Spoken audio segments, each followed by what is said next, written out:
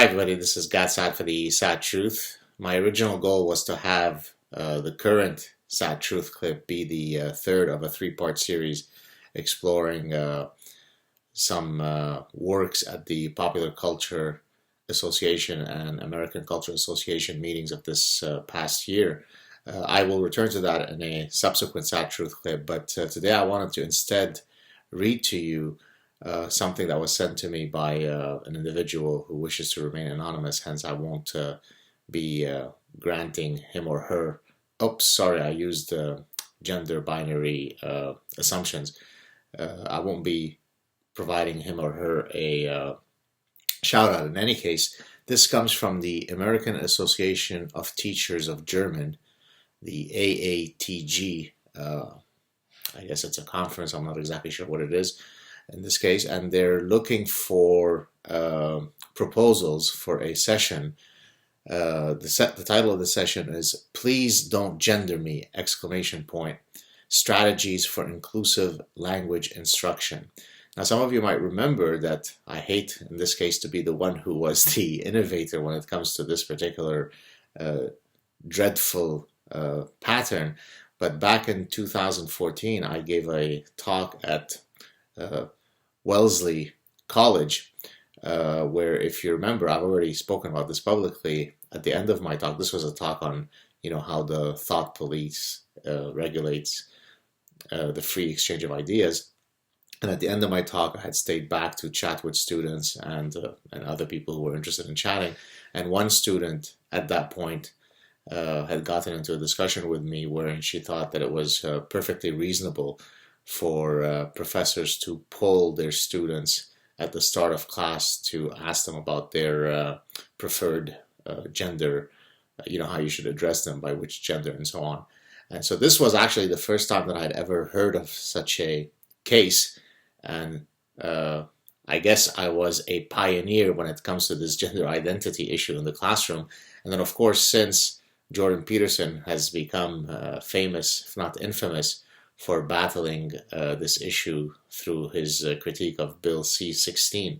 Well, now it's looks like this phenomenon is becoming a global one. So this, as I said, this is a case of the American Association of Teachers of German. So let me read to you the verbatim, the exact description of the session. So here we go.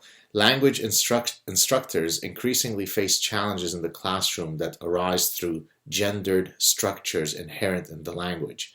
The lack of gender-neutral terminology or strategies offered in language textbooks, for example, may create situations in which students are faced with being gendered against their will or feeling excluded. You always have to look for a particular social justice warrior term, so excluded is one.